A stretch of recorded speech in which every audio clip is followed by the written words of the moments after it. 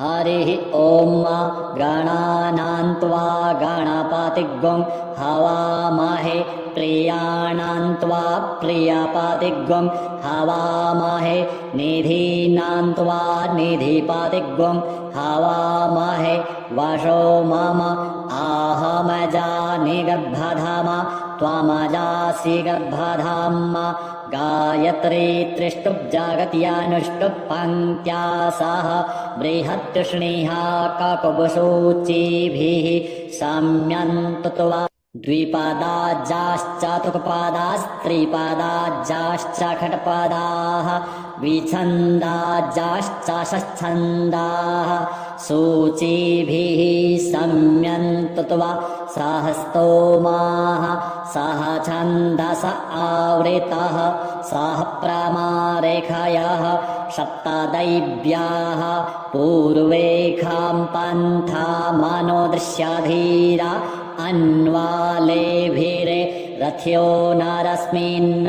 जज्जाग्रतो दूरमुदैति दैवन् तदुषुप्तस्य तथैवैति दूरङ्गमं ज्योतिखां ज्योतिरे कन्तन्मे मनः शिवसङ्कल्पमस्तु येन कर्माण्यपसो मनीखिणो यज्ञे कृणवन्ति विदथे क्षुधीराः जदपूर्वं जक्षमन्तः प्रजानां तन्मे मनः शिवसङ्कल्पमस्तु यत्प्रज्ञानमुत चेतो धृतिश्च ज्योतिरन्तरामृतं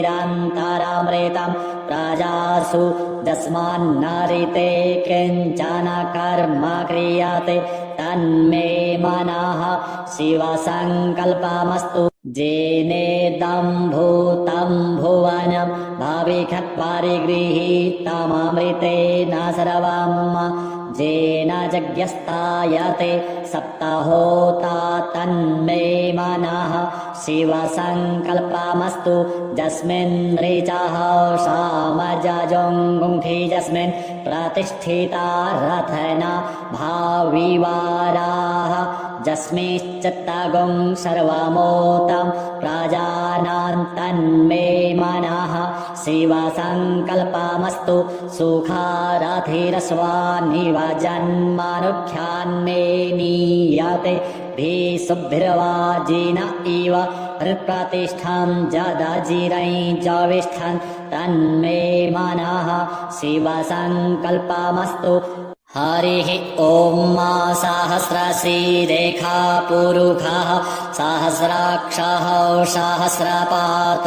साभौमिग्गुं सर्वतस्पृत्वात्यतिष्ठद्दशाङ्गुलम्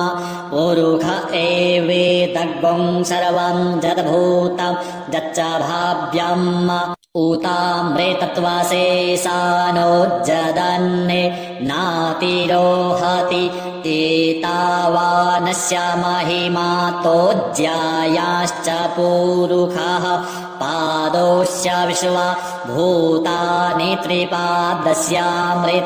दिवि त्रिपादूर्ध्व उदयत्पुरुषः पादोषेह भवत्पुनः ततो विख्वन् व्यक्रामत्सा सनानसने अभि ततो विराडजायत विराजो अधिपुरुषः स जातो अत्यरिच्यत पश्चाद्भूमिमथो पुरः तस्मादिज्ञात् सर्वाहुताः संहृतं बृहदाज्यम् पशुस्ताश्चक्रे वायव्यानारण्य ग्राम्याश्च जे तस्मादिज्ञात् सर्वाहुतारि च सामानि जग्गिरे छन्दागुंसि जग्गिरे तस्माद्यजुस्तस्माद्दजायत तस्माद्दश्वा अजायन्त जे केचोभया दतः गावो जग्गिरे तस्माज्जाता अजावयः तं जज्ञं बर्हिः क्षिप्रोक्षन् पुरुखै जातमग्रतः तेन देवा अयजन्त साध्या रेखयश्चाजे जत्पुरुखं व्यदधुः कतिधा व्यकल्पयन् मुखं किमस्यासीत् किं बाहु किमूरुपादा उच्येते ब्राह्मणोऽस्य मुखमासीत् बाहु राजन्यः कृतः ऊरु तदस्य जद्वैश्यः पद्भ्यागुंशूद्रो अजायत चन्द्रमा मनसो जातश्चक्षोः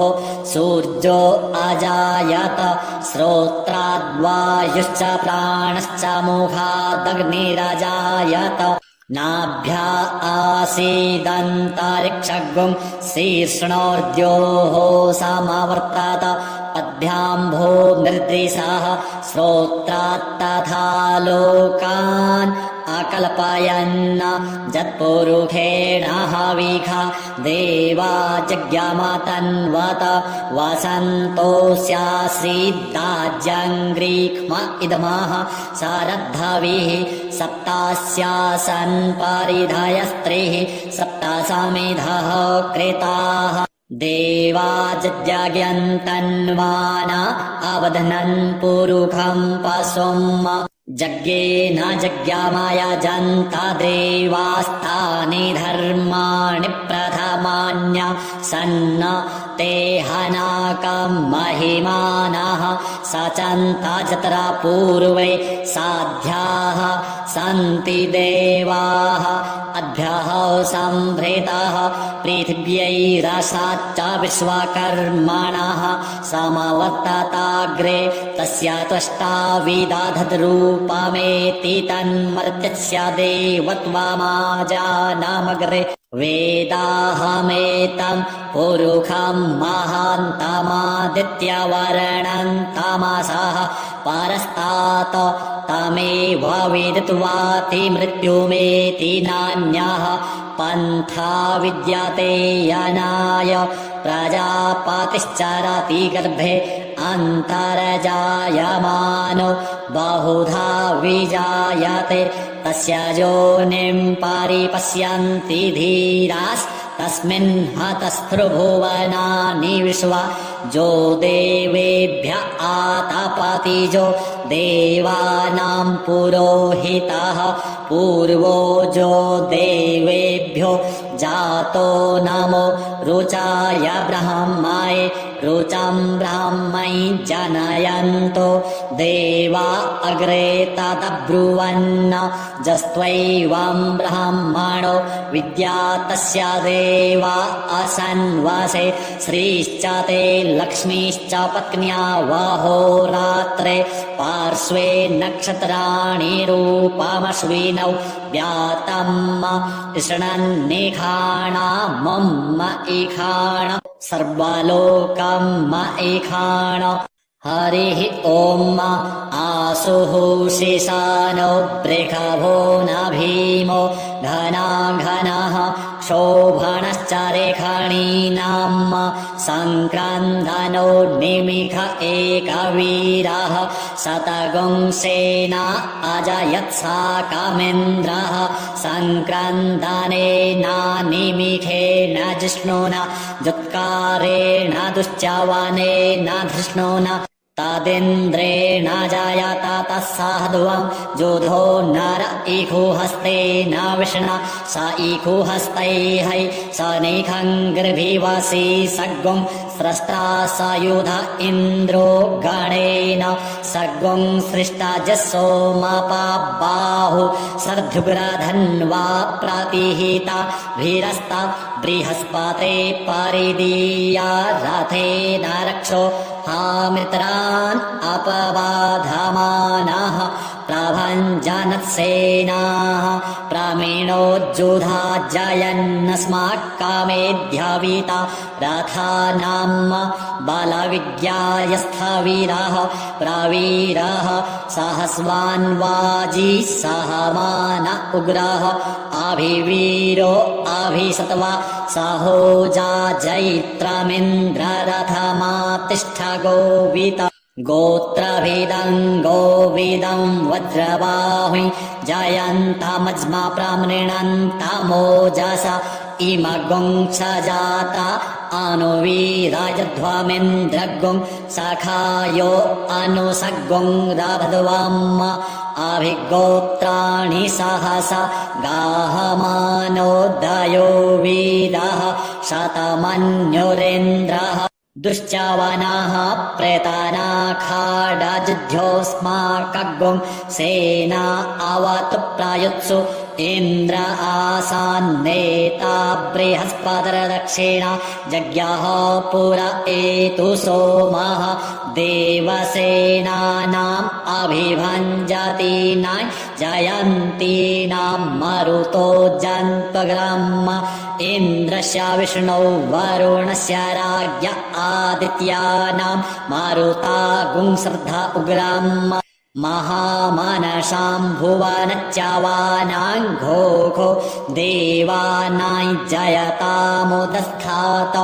उद्धरेखया माघवन्नायुधान्युत्सत्वानां मामकानां मनागुंसि उद्वृत्राहन्वाजीनां वाजीनां निद्राथानां जयतां जन्तुघोखाः अस्माकमिन्द्रः सामृते खुद्वाजे ख्वस्माकं जा इखवस्ता जयन्तु अस्माकं वीरा उत्तरे भवन्तस्मान् उदेवा अवताहवेखु अमीखां चित्तं प्रतिलो भयन्ति गृहाणाङ्गा न्यप्वे परेहि अभिप्रेहि निर्दयः हृत्सुशोकै रन्धेना मित्रास्तमसा सचन्ताम् अवसृष्टा परापदसरभ्ये ब्रह्म सगुंसिते गच्छा मित्रान् प्रपद्यस्व मामीखां कञ्चनोच्छिखा प्रेता जयता नर इन्द्रो वः सर्म गच्छतु उग्रावः सन्तु बाहवो न धृख्या जथा सथ अशौजासेना मरुतः परेखामभ्यैति न ओजसा स्पर्धमाना ताङ्गुहततमसा पव्रते न जथामि अन्यो अन्यन्न जानन्न जत्रवाणाः सम्पतन्ति कुमार विशिखा इव तन्न इन्द्रो बृहस्पतिरदितिः सर्म गच्छतु विश्वाः सर्म गच्छतु मर्माणि ते वर्मणाच्छादय मिसोमस्त्वा राजामृतेनानुवस्ताम् उरोर्वरीयो वरुणस्ते कृणोतु जयन्तन्त्वानुदेव मदन्तु हरिः ॐ बिभ्राट् बृहत्पिबतु सौम्यं मधवा युरदोधत्यागवता वाविहृतं वातजूतो जो अभिरक्षतिद्मना प्रजाः पुपोखपुरुधा विराजति उरुत्यञ्जातवेदसं देवं वहन्ति केतवः दृशे विश्वाय सूर्यम् जेनापावकचक्षसा भूरण्यन्तन् जनान् अनु त्वं वरुण पश्यसि दैव्यावद्भर्जु आगतगुं रथेन सूर्यत्वचा मध्वा जज्ञगुं समञ्जाथे तं प्रत्नथायं वेनश्चिद्रं देवानां तं प्रत्नथा पूर्वथा विश्वथे मथा ज्येष्ठता तेम्बरहि खदगुं स्वर्वेदं प्रतीचीनं वृजनन्दो हसे धुनिमाशुं जयन्तमनुया सुवर्धसे अयं वेनश्चोद्रायत्प्रश्निगर्भा ज्योतिर्जरायुरजसो विमाने इममपागुंसङ्गामे सूर्यस्य शिशुन्न विप्रामतिभिरिहन्ति चित्रं देवानामुदगादनीकाय चक्षुर्मित्रस्य वरुणस्याग्नेः आप्राद्या वा पृथिवी अन्तरिक्षगुं सूर्य आत्मा जगतस्तस्थुखश्च आन इडाभिर्विदधे सुषस्ति विश्वान्नरः सविता देव एतु अपि जथा जुवानो मत्सथानो विश्वं जगदभिपृत्वे मनीख ज्योतिद्यागच्चावृत्राहन्नुदगा अभिसूर्ज सर्वन्तदिन्द्रते वसे तारणिर्विश्वदर्शतो ज्योतिस्कृतसि सूर्य विश्वमाभासि रोचनम् तत्सूर्यस्य देवत्वं माहितुवं मध्याकर्तोर्विततगुं सञ्जभार जरेदयुक्ता हरितः सदस्थाद्रात्रिवासस्तानुते सीमस्मै तन्मित्रस्य वरुणस्याभिचक्षे सूर्यो रूपं कृणोते द्योरूपस्थे अनन्तमन्यदृषदस्य पाजः कृष्णमन्यधरितः सम्भरन्ति बडमहान् असि सूर्यवडादित्य महान् असि महस्ते सतो महिमापनस्यते धादेव महान् असि वट्सूर्यस्रवसा महान् असि सत्रादेव महान् असि मह्नादेवानामसृजः पुरोहितो विभुज्योतिरराभ्यम् श्रायन्त इव सूर्यं विश्वेन्द्रेन्द्रस्य भक्षत वसु निजाते जनमा ओजसा प्रतिभागन्नदीधिम अद्या देवा उदिता सूर्यस्य निरगुंहसः पिप्रीता निरावृद्यात तन्नो मित्रो वरुणो मामहन्तामदितिः सिन्धुः पृथिवी उतद्योः आकृष्णेन रजसा वर्तमानो निवेशयन्नमृतं मर्त्यं च हिरण्येन सविता रथेन देवो जातिभुवनानि पश्यन् हरिः ॐ भुः ॐ भुवः ॐ स्वः ॐ नमस्ते रुद्रमन्यव उतो तैखवे नमः बाहुभ्याम् उतदे नमः जाते रुद्रशिवा तनूरघोर पापकाशिनि तया नस्तन्वा सन्तमया गिरिसन्ताभिचाकसीः जामिखुङ्गिरिसन्त्रहस्ते विभर्गस्तवे शिवान् गिरित्रताम् कुरु माहि गुं सिः पुरुखैं जगत शिवेन वचसा त्वा गिरिशाच्छा वदाम यथा नः सर्वमिज्जगदयक्ष्मगुं सोमना अशत अध्यवोचदधिवक्ता प्रथमो दैव्योऽभिखग अहिश्च सर्वाञ्जं भयन्त सर्वाश्च जातु धान्यो धराचिः पराशुव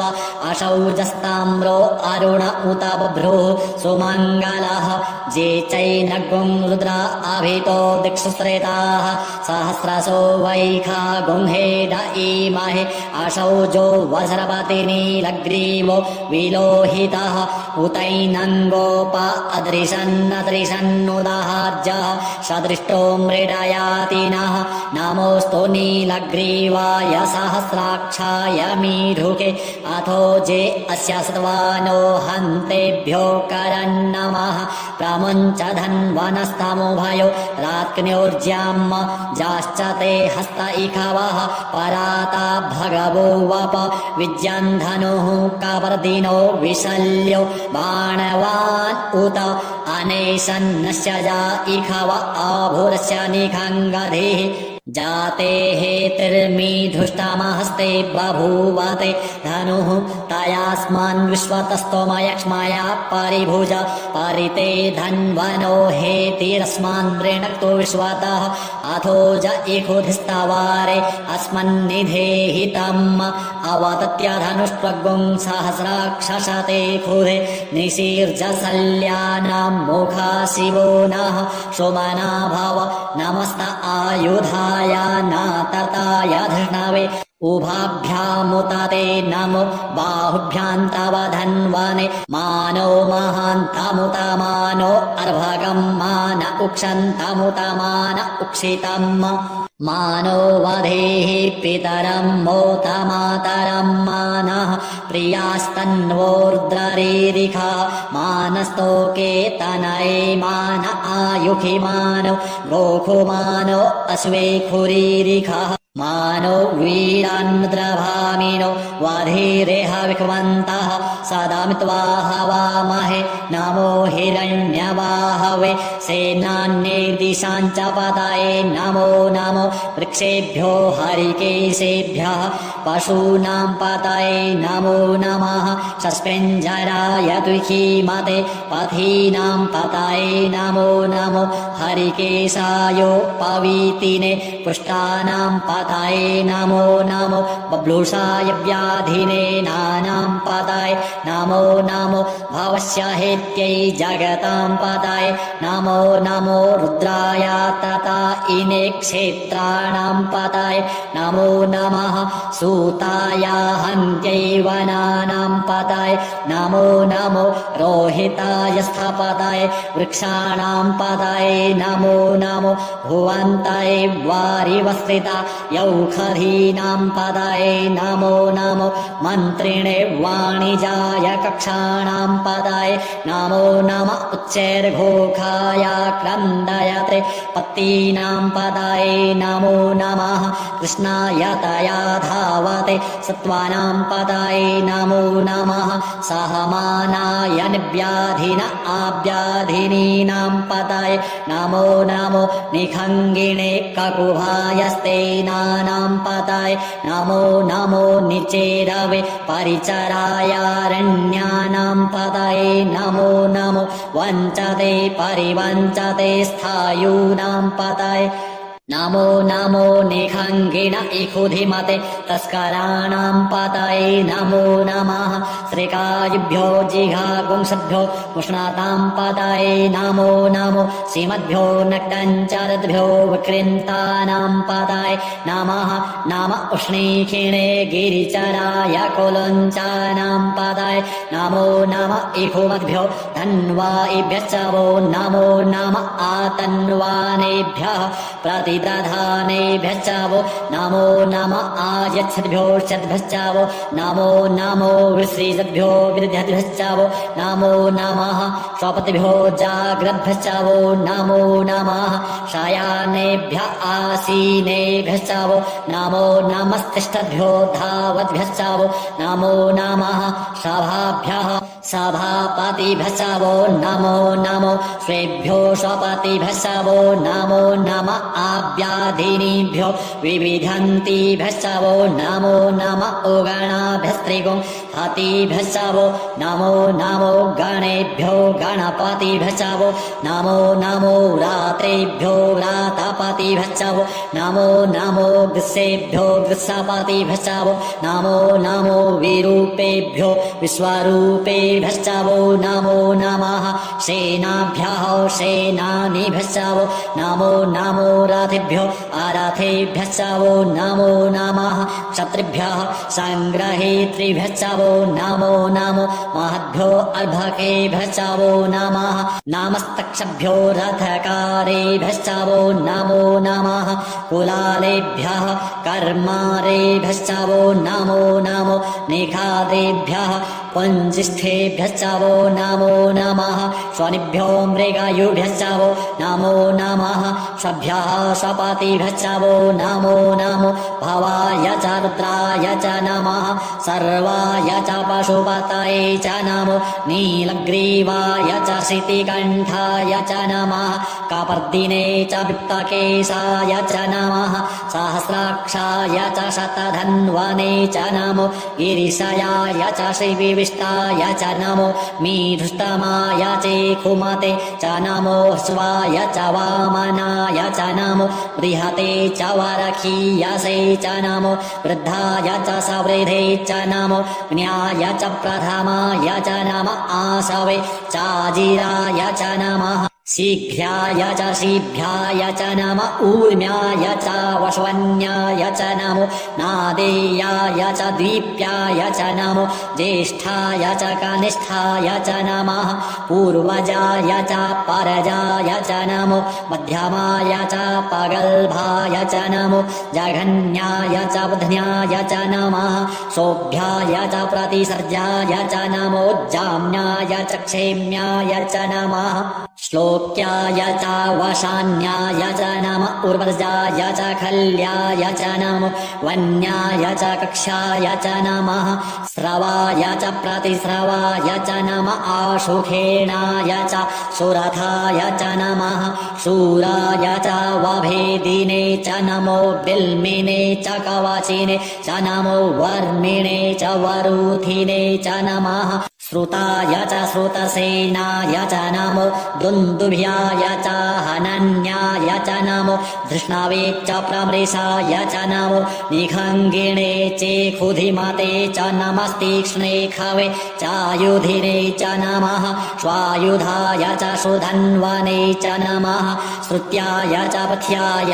च नमः काट्याय च नीप्याय च नमः कुल्याय च सरस्याय च नमो नादेयाय च वैशन्ताय च नमः कूप्याय च वट्याय च नमो विदध्याय च तप्ताय च नमो मेघ्याय च विरत्याय च नमो वर्ख्याय च वर्ख्याय च नमो वात्याय च रेक्म्याय च नमो वास्तव्याय च वास्तुपाय च नमः सोमाय च रुद्राय च नमस्ताम्राय च अरुणाय च नमः शङ्गवे च पशुपतये च नम उग्राय च भीमाय च नमो ग्रीवधाय च दूरेवधाय च नमो हन्त्रे च हनीयसे च नमो वृक्षेभ्यो हरिकेशेभ्यो नमस्ताराय नमः शम्भवाय च मयोभवाय च नमः शङ्कराय च मयस्कराय च नमः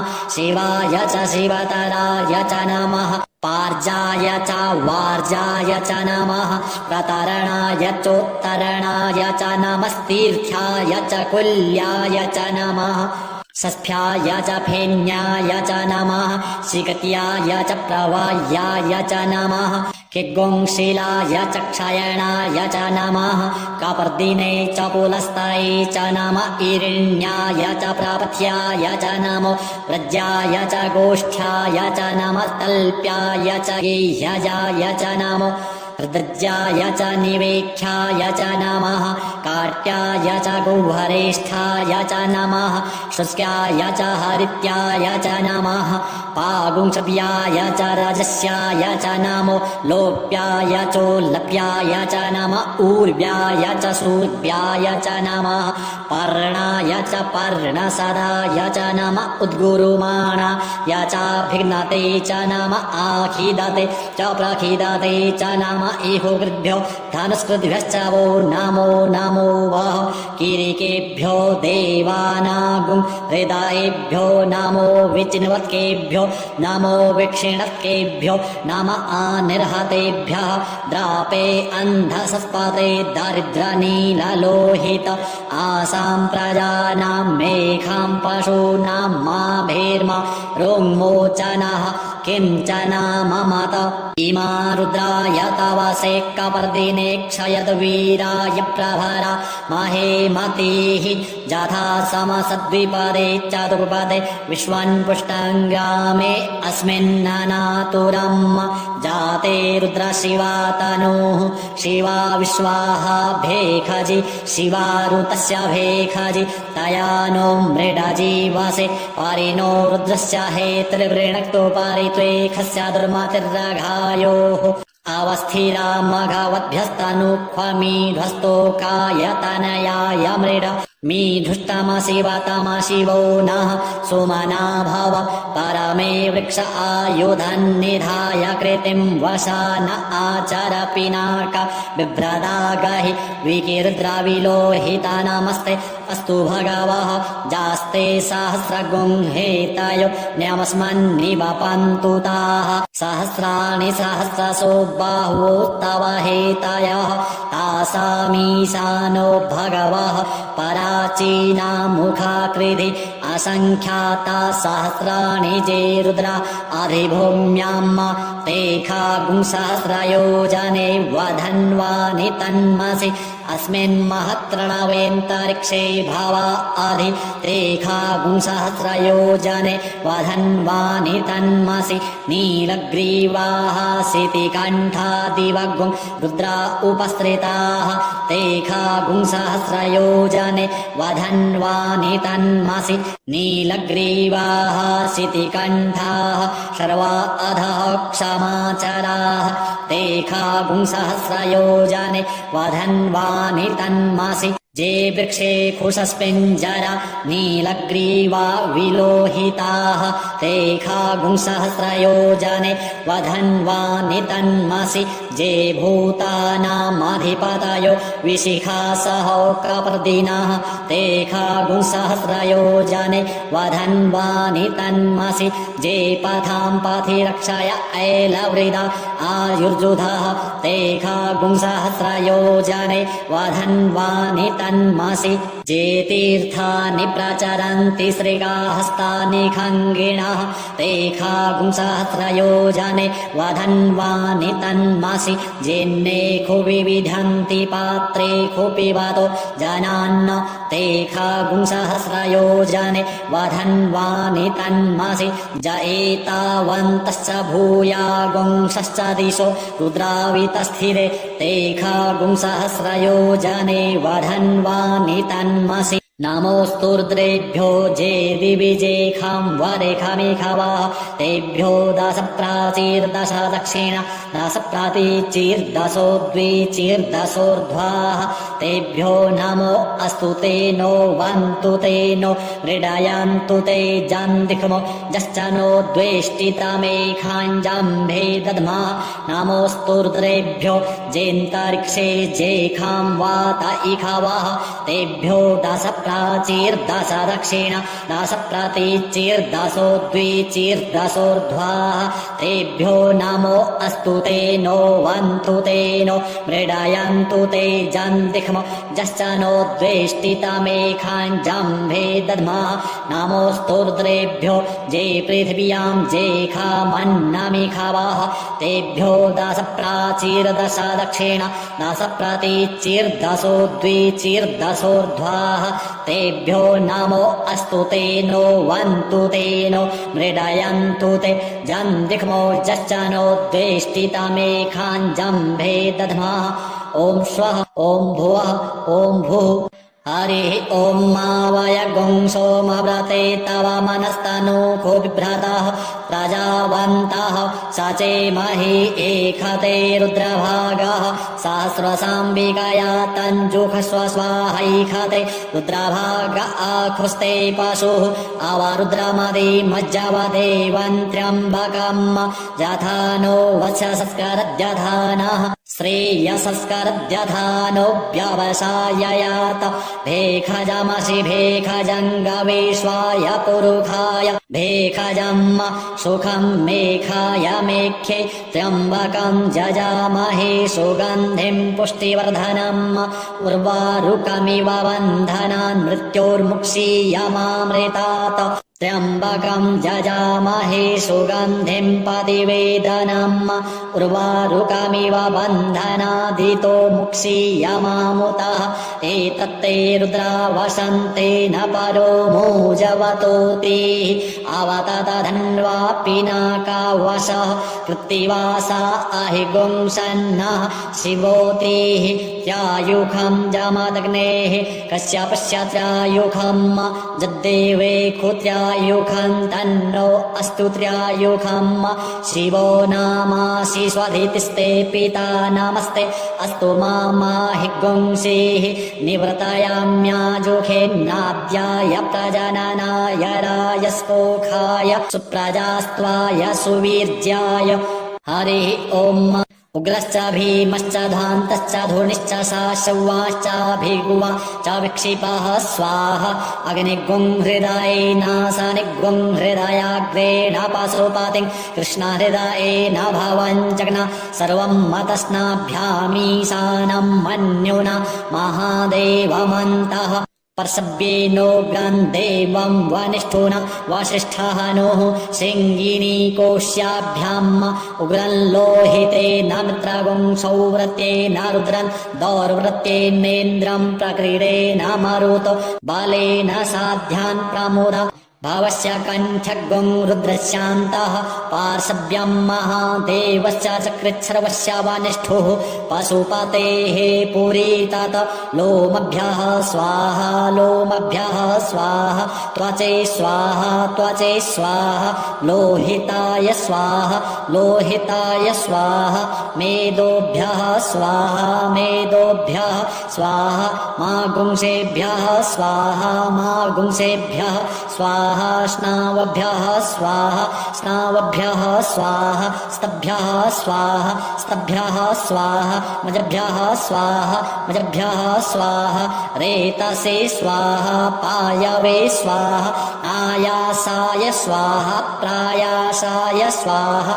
सञ्जासाय स्वाहा वियासाय स्वाहोद्यासाय स्वाहा शुचे स्वाहा शोचते स्वाहा शोचमानाय स्वाहा शोकाय स्वाहा तपसे स्वाहा तप्यते स्वाहा तप्यमानाय स्वाहा तप्ताय स्वाहा घर्माय स्वाहा निःसृत्यै स्वाहा प्रायश्चित्यै स्वाहा भेखजाय स्वाहा जमाय स्वाहान्तकाय स्वाहा मृत्यवे स्वाहा ब्रह्मणे स्वाहा ब्रह्महत्यायै स्वाहा विश्वेभ्यो देवेभ्यः स्वाहा द्यावा पृथिवीभ्यागुं स्वाहा हरिः ॐ मा वाजश्च मे प्रसवश्च मे प्रयतिश्च मे प्रसितिश्च मे धीतिश्च मे क्रतुश्च मे स्वरश्च मे श्लोकश्च मे श्रवश्च मे श्रुतिश्च मे ज्योतिश्च मे सच्च मे यज्ञेन कल्पन्तं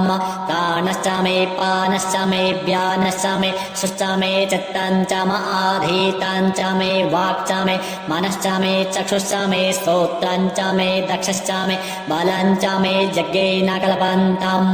ओजश्च मे सहश्च म आत्मा च मे तनुश्च मे शर्म च मे वर्म च मे ङानि च मे स्थीनि च मे परुङ्गुंहि च मे शरीराणि च म आयुश्च मे जरा च मे यज्ञेन कल्पन्तं ज्येष्ठं च म आधिपत्यं च मे मन्युश्च मे भामश्च मे मश्च मे भश्च मे जेमा च मे महिमा च मे वरिमा च मे प्रथिमा च मे वरिखिमा च मे द्राघिमा च मे वृद्धं च मे वृद्धिश्च मे यज्ञेन कल्पन्तं सत्यं च मे श्रद्धा च मे जगच्च मे धनं च मे विश्वं च मे महश्च मे क्रीडा च मे मोदश्च मे जातं च मे जनिख्यमानं च मे सूक्तं च मे सुकृत्यं च मे यज्ञेन कल्पन्तं ऋतं च मे मृतं च मे यक्ष्मं च मे नामयच्च मे जीवातुश्च मे दीर्घायत्वं च मे नमित्रं च मे भयं च मे सुखं च मे शयनं च मे सुखाश्च मे सुदिनं च मे यज्ञेन कल्पन्तं जन्ता च मे धर्ता च मे क्षेमश्च मे धृतिश्च मे विश्वं च मे महश्च मे संविच्च मे ज्ञात्रं च मे शूश्च मे प्रशूश्च मे शीरं च मे लयश्च मे यज्ञेन कल्पन्तं सञ्च मे मयश्च मे प्रियञ्च मे नुकामश्च मे कामश्च मे सौमनसश्च मे भगश्च मे द्रविणञ्च मे भद्रञ्च मे श्रेयश्च मे वसीयश्च मे जशश्च मे यज्ञेन कल्पन्तं ऊर्क च मे सुनृता च मे पयश्च मे रसश्च मे घृतं च मे मधु च मे सग्धिश्च मे सपीतिश्च मे कृषिश्च मे वृष्टिश्च मे जैत्रं च म औद्भिर्यं च मे यज्ञेन कल्पन्तं रयश्च मे रायश्च मे पुष्टाञ्च मे पुष्टिश्च मे विभुच मे प्रभुच मे पूर्णञ्च मे पूर्णतरञ्च मे कुयवञ्च मे क्षितञ्च मे नञ्च मे शुच्च मे यज्ञेन कल्पन्ताम् वित्तञ्च मे वेद्यञ्च मे भूतञ्च मे भविष्यच्च मे सुगञ्च मे सुपथ्यञ्च मर्धञ्च मर्धिश्च मे क्लप्तञ्च मे क्लिप्तिश्च मे मतिश्च मे सुमतिश्च मे यज्ञेन कल्पन्ताम्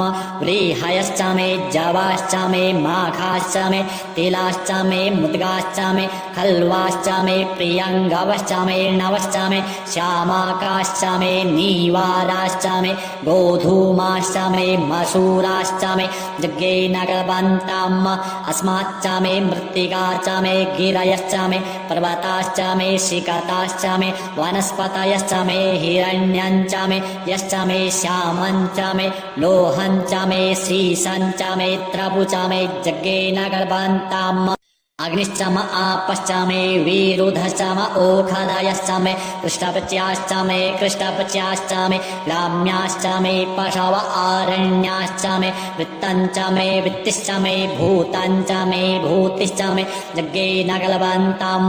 वसु च मे वसतिश्च मे कर्म च मे शक्तिश्च मे अर्थश्च म एमश्च म इत्या च मे गतिश्च मे यज्ञेन कल्पन्ताम् अग्निश्च म इन्द्रश्च मे सोमश्च म इन्द्रश्च मे सविता च म इन्द्रश्च मे सरस्वती च म इन्द्रश्च मे पूखा च म इन्द्रश्च मे बृहस्पतिश्च म इन्द्रश्च मे यज्ञेन कल्पन्ताम् मित्रश्च म इन्द्रश्च मे वरुणश्च म इन्द्रश्च मे धाता च म इन्द्रश्च मे त्वष्टा च म इन्द्रश्च मे मरुतश्च म इन्द्रश्च मे विश्वे च मे देवा इन्द्रश्च मे यज्ञेन कल्पन्ताम् पृथिवी च म इन्द्रश्च मे अन्तरिक्षञ्च म इन्द्रश्च मे यौश्च म इन्द्रश्च मे समाश्च म इन्द्रश्च मे नक्षत्राणि च म इन्द्रश्च मे दिशश्च म इन्द्रश्च मे यज्ञेन कल्पन्ताम्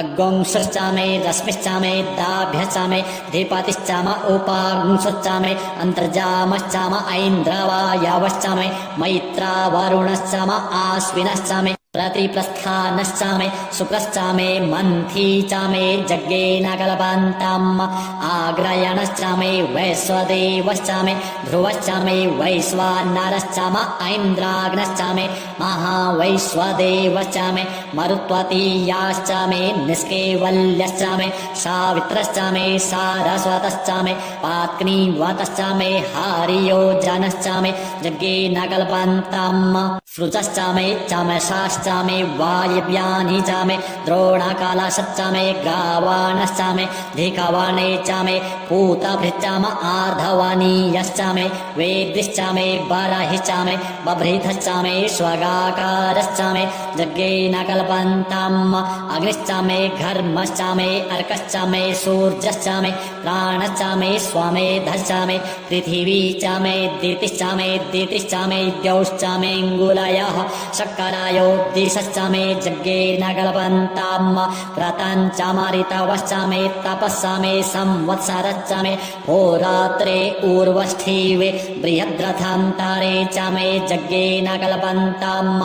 एका च मे त्रिशश्च मे त्रिशश्च मे पञ्च च मे पञ्च च मे सप्त च मे सप्त च मे नव च मे नव च म एकादश च म एकादश च मे त्रयोदश च मे त्रयोदश च मे पञ्चदश च मे पञ्चदश च मे सप्तदश च मे सप्तदश च मे नवदश च मे नवदश च म एकविंशतिश्च एकविंशतिश्च मे त्रयोविंशतिश्च मे त्रयोविंशतिश्च मे पञ्चविंशतिश्च मे पञ्चविंशतिश्च मे सप्तविंशतिश्च मे सप्तविंशतिश्च मे नवविंशतिश्च मे नवविंशतिश्च म एकत्रिंशच्च म एकत्रिंशच्च मे त्रयस्त्रिंशच्च मे यज्ञेन कल्पन्ताम् चतस्रश्च मे ष्टौ च मे ष्टौ च मे द्वादश च मे द्वादश च मे षोडश दशचमे खोडशचमे विगुंसतिश्चमे विगुंसतिश्चमे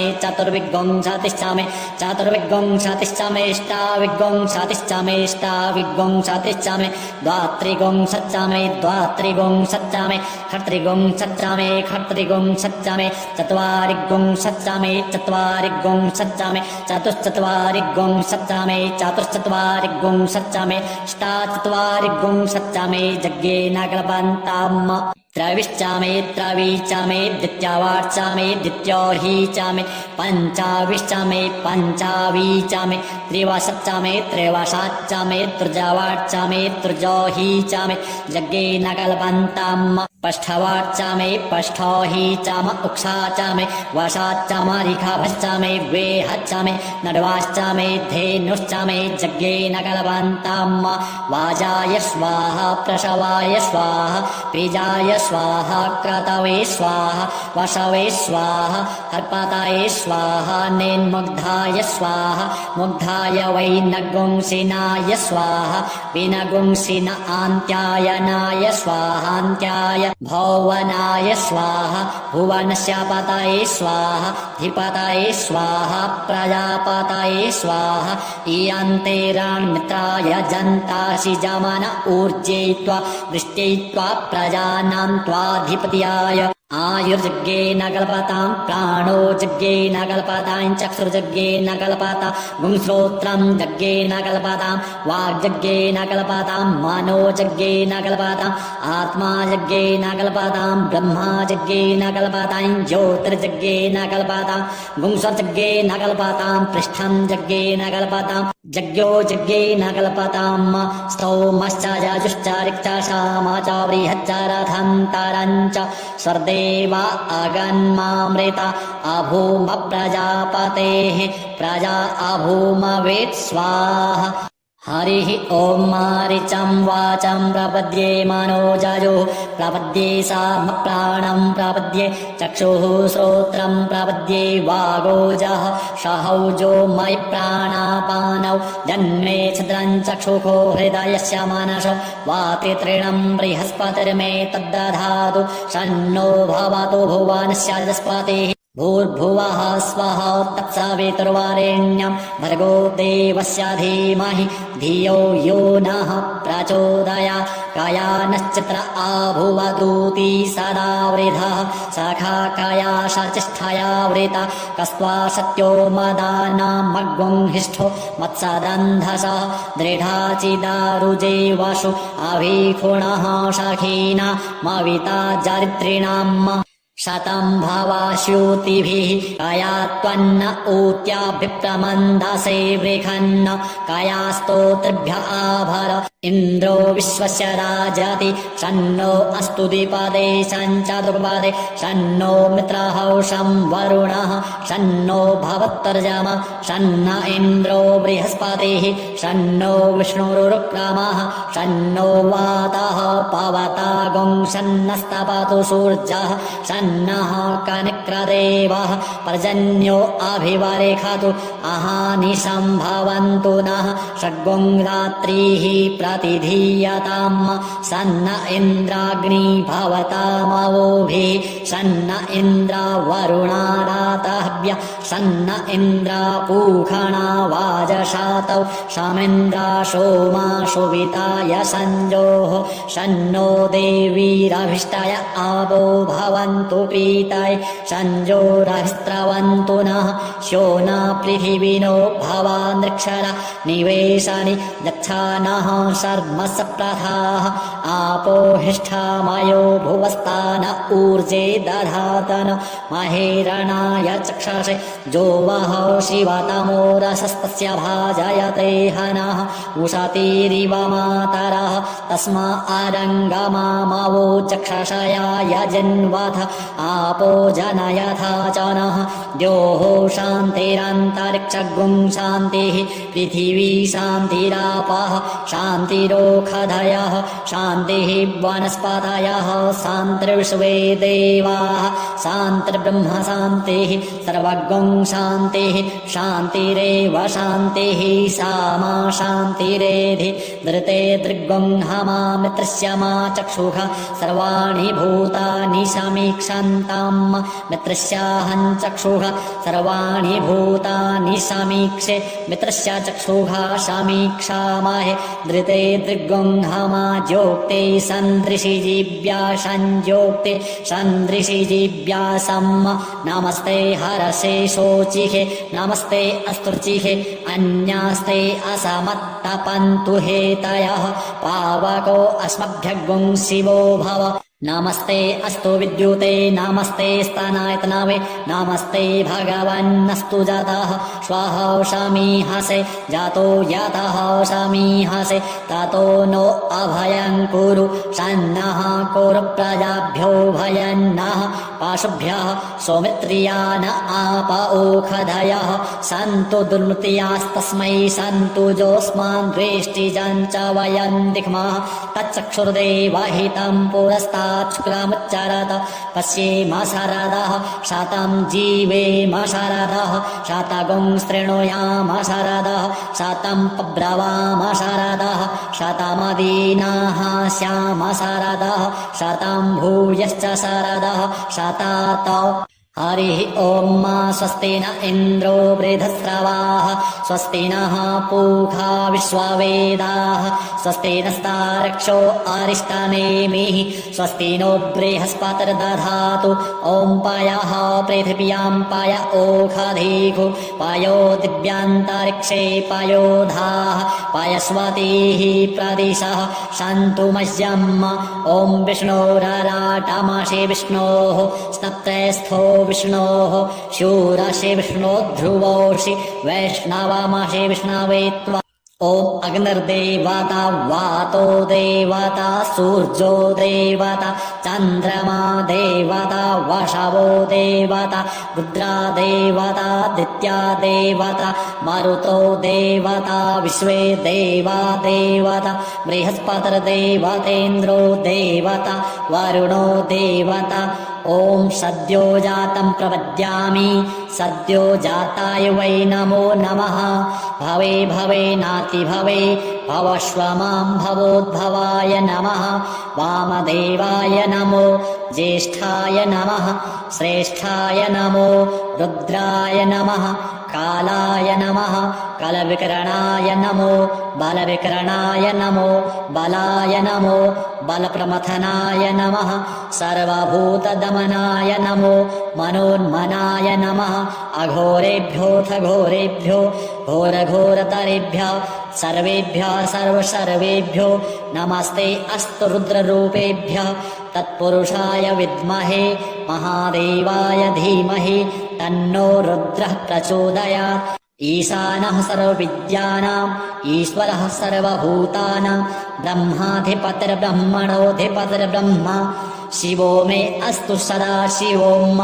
ॐ शिवो नामासि स्वधीतिस्ते पिता नमस्ते अस्तु माहि गुंसीः निवर्तयाम्याजुखेन्नाद्याय प्रजननाय रायस्पो खाय सुप्रजास्त्वाय सुवीर्याय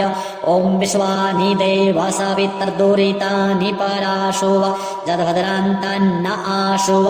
ॐ द्योः शान्तिरन्तरिक्षगुं शान्तिः पृथिवी शान्तिरापः शान्तिरोषधयः शान्तिः वनस्पतयः शान्तिर्विश्वे देवाः शान्तिर्ब्रह्म शान्तिः सर्वगुं शान्तिः शान्तिरेव शान्तिः सा मा शान्तिरेधि ॐ सर्वेखां वा एकवेदानागुं रसोजत्साम सर्वेखामेवैनमे तद्वेदानागुं रसेनाभिषिञ्चति